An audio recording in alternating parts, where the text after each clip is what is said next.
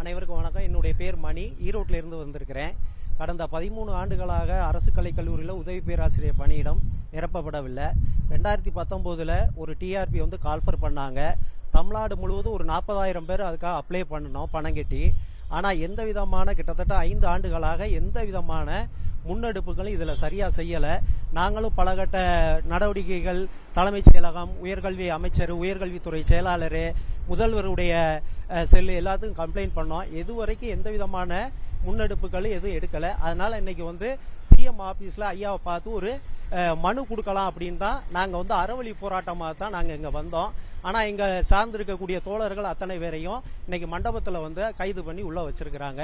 இதுக்கு சரியான முடிவை ஐயா முதல்வர் அவர்கள் எடுத்து எங்களுக்கு நல்ல ஒரு பணி வாய்ப்பினை வழங்கும்படி பணிவுடன் வேண்டுகிறேன்.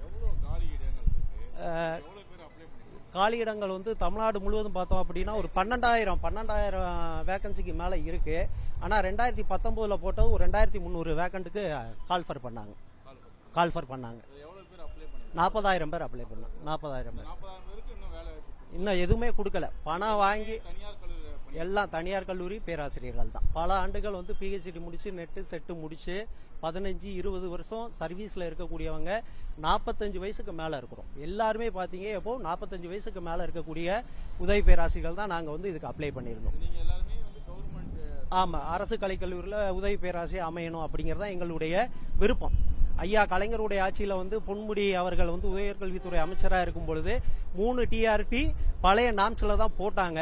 அதை ஃபாலோ பண்ணி இவங்க வந்தா நமக்கு ஒரு நல்லது கிடைக்கும் அப்படின்னு தான் ஐயா அவர்களை நம்ம ஆட்சியில ஆட்சி கட்டில உட்கார வச்சோம். ஆனா அந்த ஆட்சி கட்டில உட்கார வச்சோன்னா ஐயா தயவு செய்து இனிமேலாவது காலம் தாழ்த்தாமல் பழைய நாம்ஸ் படி 2019 என்ன ரெக்யூர்மெண்ட்ல கால்ஃபர் பண்ணா அதுபடி போட்டாங்க அப்படின்னா எங்க வாழ்க்கைக்கு வெளிச்சமா இருக்கும் அப்படிங்கறத பணிவுடன் வேண்டுகிறேன். வேற ஒண்ணுக்கு ஒரு கேள்வி. அதாவது டிஆர்பி 2019 ஆசிரியர் பணியை நிறைவு செய்யணுன்ற ஒரு கோரிக்கை மனு கொடுக்கறதுக்கு தான் எல்லா மாவட்டங்கள்ல இருந்தும் பேராசிரியர் பெருந்தகைகள் எல்லாம் வந்திருந்தாங்க. ஆனா அவங்க என்ன மோட்டிவ் என்ன பயந்துட்டு என்ன பண்ணிட்டாங்க, அவங்கள அரெஸ்ட் பண்ணி இங்க மண்டபத்தில் வச்சிருக்காங்க. எங்களுடைய தாழ்வான வேண்டுகோள் என்னன்னா, தமிழக முதல்வர் ஐயா அவர்களுக்கு 2019 டிஆர்பி எப்படி நடைமுறைப்படுத்தி நோட்டிபிகேஷன் வந்ததோ அதை நிறைவு செய்யுங்க. அந்த மனு கொடுக்க தான் நாங்கள் வந்திருந்தோம். ஆனால் அந்த மனு கொடுக்க வந்த அந்த செய்தி அவங்களை கன்வே பண்ணியும் என்ன பண்ணிட்டாங்க, அரெஸ்ட் பண்ணி இது பண்ணியிருக்காங்க.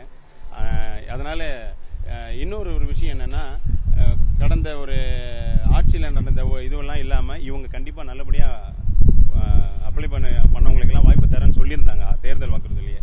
அதனால கண்டிப்பாக ஐயா பண்ணுவாங்க.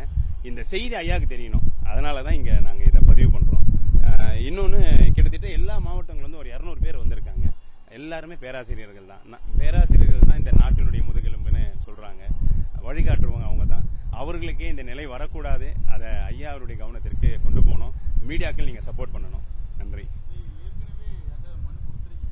இது வரைக்கும் ஒரு 10 முறை மேல கொடுத்துருக்கோம். தலைமைச் செயலகத்தில் போய் கொடுத்துருக்கோம். ஒவ்வொரு முறையும், போன முறை கூட இதே மாதிரி மீடியாலாம் எடுத்தாங்க.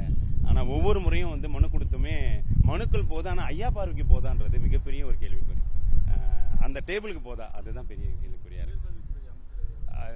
பொன்முடி ஐயாவை பார்த்துட்டோம், இப்ப ராஜகப்பன் ஐயாவை பார்த்துருக்கிறோம், ஒவ்வொரு முறை மினிஸ்டர் மாறும்போதும் பார்த்துருக்கிறோம். ஆனாலும் எங்களுக்கு வாய்ப்புகள் இதுவரையும் எங்களுக்கு ஒன்றும் இல்லை. ஒரு குழு அமைச்சு 2019 டிஆர்பியை போடலாம் அப்படின்றது அந்த குழு மூலமா சப்போர்ட் பண்ணாங்கன்னா நிச்சயமா அது சரியா இருக்கும். நாங்க கேட்டுக்கிறதெல்லாம் என்னன்னா, நாளைய சமுதாயம் உயர்கல்வித்துறையில மிக சிறப்பா இருக்கணும்னா, நாளைய சமுதாயம் நம்ம இந்தியா நம்ம தமிழகமும் அதுல பங்குதான். நம்ம வேற இதுவரை இல்லை. அது நல்லா வரணும்னா, உயர்கல்வித்துறை நல்லா இருக்கணும்னா, இந்த பேராசிரியர் பெருந்தகைகள் எல்லாம் 45 வயசு 48 வயசு எல்லாம் அனுபவம் சார்ந்த பேராசிரியர்கள். இவர்களை நிரந்தரப்படுத்துங்க. இவர்களுக்கு எக்ஸாம்ன்றது நாங்க எதிரி இல்லை. ஆனா எங்களுக்கு 2019 நீங்க நோட்டிபிகேஷனே கொடுத்து அதான் பண்ணிருக்கீங்க. அதை தான் நிறைவு செய்ய சொல்றோம். அதுக்கு ஒரு குழு அமைங்க. குழு அமைச்சு அது என்ன சொல்லுதோ நாங்க ஏத்துக்கிறோம். எக்ஸாம் வச்சாலும் அதுக்கு நாங்க ஏத்துக்கிறோம்.